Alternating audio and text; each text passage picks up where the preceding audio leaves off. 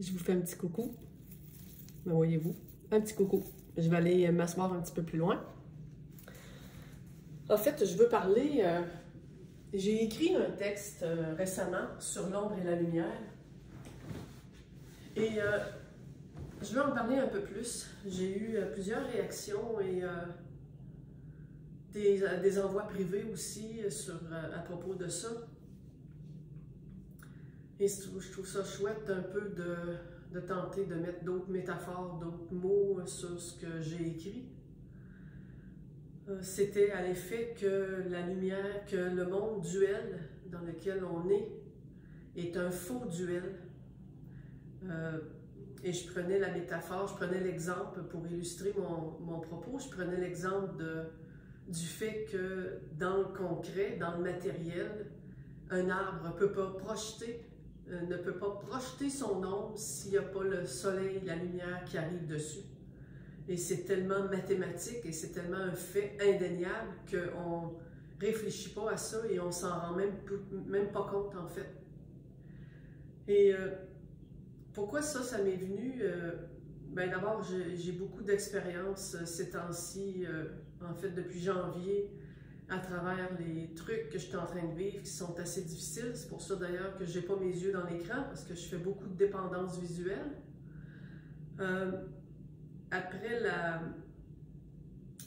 À travers ça, j'ai beaucoup de grandes, on va dire révélations, même si le mot est peut-être pas tout à fait exact, des grandes éclaircies d'évidence, souvent en pleine nuit, alors que je suis à peu près, que je suis ultra consciente, je sais pas trop comment le dire, ou que je suis dans un demi-sommeil.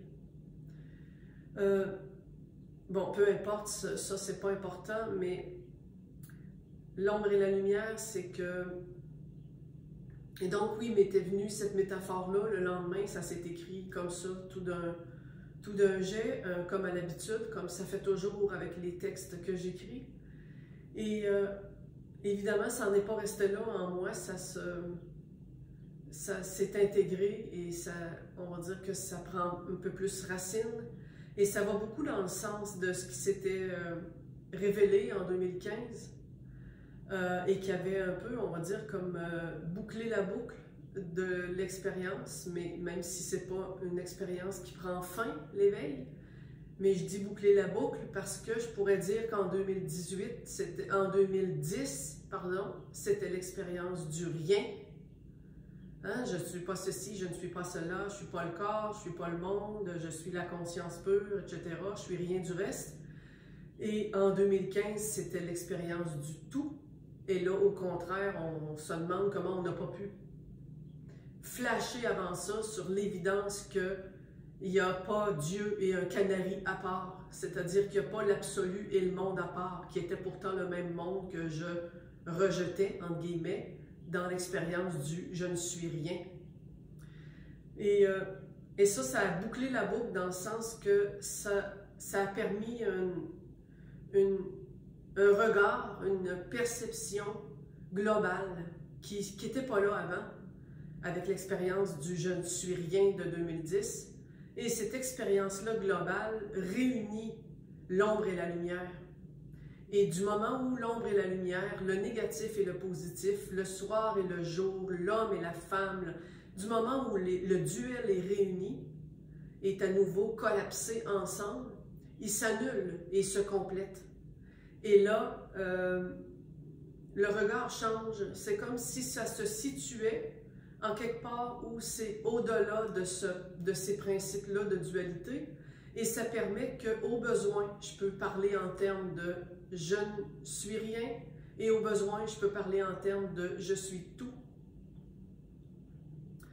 Et ajuster, et ça s'ajuste tout seul. Par exemple, la personne qui vient me voir pour avoir mon expérience, mon témoignage sur quelque chose qu'elle vit et que je vois qu'il y a un gros déni et que je suis pas le corps, j'ai une maladie, mais on n'est pas le corps, je sais que je suis pas le corps, je sais que c'est pas ma vie, je sais que ça pourrait peut-être que je l'enligne vers le je suis tout et le corps, on l'intègre parce qu'il ne peut pas être à part de la lumière.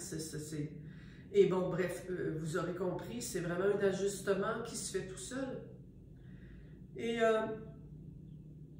en fait, dans ma propre expérience ces temps-ci, cette affaire de l'ombre et la lumière avec la réalisation matérielle de ce fait-là, on dirait que de plus en plus, j'ai des réalisations que j'appelle matérielles, c'est-à-dire qui me font prendre conscience que dans le concret, dans le matériel de tous les jours, l'expérience d'éveil est là, visible sous nos yeux. Et l'arbre qui ne peut pas projeter son ombre sans le soleil en est une d'évidence concrète. Et on dirait que tout ce qui est cosmologie, tout ce qui est univers me rejoint beaucoup, beaucoup. Je suis beaucoup là-dedans, à lire toutes sortes de choses là-dessus aussi. Du moment que c'est pas sur Internet. Dans l'expérience du manifesté, du non manifesté, si je reviens à l'expérience de 2015, qui était le tout, et qui a comme bouclé la boucle, c'est la métaphore, la façon imagée qui m'est restée et qui demeure tout le temps et qui ne fait que s'approfondir, mais qui tourne toujours autour de la même manière que j'ai de l'exprimer. Hein? On exprime chacun qui vit des expériences de cet ordre-là, l'éveil, et l'exprime après coup de façon personnelle, on s'entend là-dessus. C'est toutes des facettes c'est toutes des facettes des diamants. C'est un diamant à facettes, on va dire, c'est toutes des facettes différentes qui parlent de la même chose. Et pour ma part, c'est beaucoup que ce que nous sommes ultimement est non manifesté, non visible. Donc, c'est quoi ça dans le matériel? C'est l'espace et l'air qu'on a autour de nous et en nous. C'est l'espace et l'air à travers les atomes. C'est l'espace et l'air qui permet que le matériel s'agglutine autour et se maintienne. C'est la gravité qui permet que c'est les forces nucléaires, la gravité, la force faible, la force... C'est tous ces éléments-là qui sont mesurables mathématiquement, mais qui ne sont pas visibles, qui sont non manifestés. Et c'est au-delà du cosmos, ça a créé le cosmos, ça l'a permis. D'ailleurs, le cosmos, le Big Bang, était la manifestation du non manifesté. Et donc, c'est comme un grand désir, hein? C'est comme une grande volonté dans la connaissance sans perception que nous sommes, dans la connaissance sans perception que nous sommes. C'est comme un grand désir de se percevoir. Et pour ce faire, d'être obligé d'inventer un mode de perception appelé conscience, qu'on appelle conscience. Donc, une façon de se percevoir, mais percevoir quoi, puisque ce qu'on est, non manifesté, est un. S'auto-percevoir. Et pour ce faire, on est obligé de faire semblant qu'on va se dupliquer, qu'on va se répéter. Je dis faire semblant parce que le un, sans bord, éternel et infini, ne peut pas jamais sortir de lui-même. Donc, ça devient une espèce de magie, un tour de passe-passe, une illusion tridimensionnelle énorme à l'échelle infinie qui se projette pour s'extraire, on va dire, pour s'apercevoir et en même temps créer la perception. Et cette perception-là de soi, c'est la conscience ultime qui, par la suite, va percevoir toute chose autour, qui est encore elle-même. Mais je ne suis pas la conscience. Oui, mais non. La conscience, à ce moment-là, c'est la lumière. Et tous les objets manifestés autour, qui deviennent des planètes, qui deviennent des animaux, qui deviennent des humains et qui deviennent des objets, qui deviennent la vie qu'on a aujourd'hui, sont aussi de la conscience. Tous deux, objets à voir et modes de perception appelés conscience, qui sont la lumière, sont des modes et des objets, donc du manifesté de ce qu'on est ultimement, le non manifesté.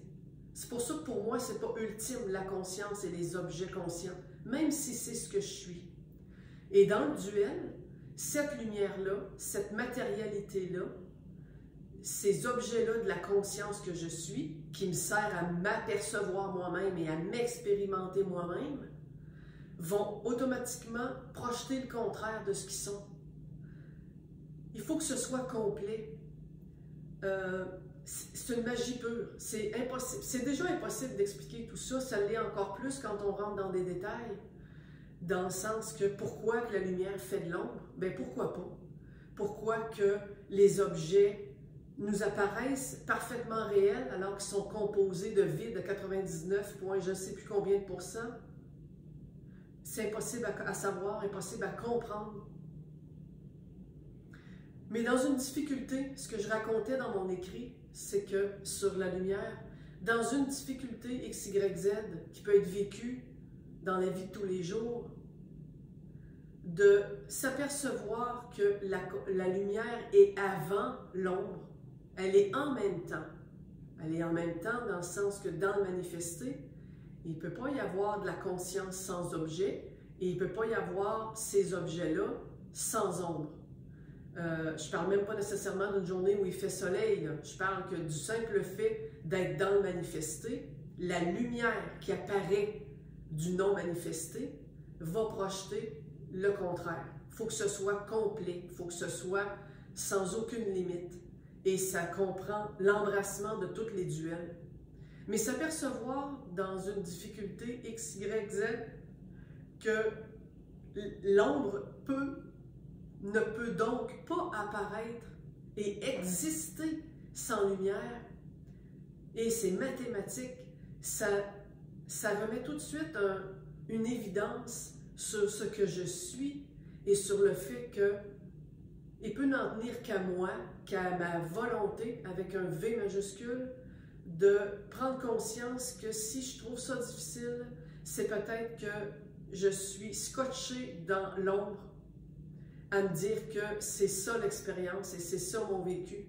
Mais c'est sans compte. Et surtout, parce que ça je le vois beaucoup, que cette ombre-là devient quasiment existante, vivante, et elle devient même parfois avec un certain pouvoir d'amplifier et d'augmenter le vécu en négatif, je veux dire, c'est-à-dire qu'avec des pensées récurrentes, avec des difficultés, avec le hamster là, se met à tourner, on n'en sortira jamais, ce genre de choses-là, et de se tenir dans l'ombre a ce pouvoir-là, on va dire, qui est encore un pouvoir qu'on se donne à soi-même, parce que l'ombre n'est jamais extérieure à la lumière, elle n'a pas de vie propre.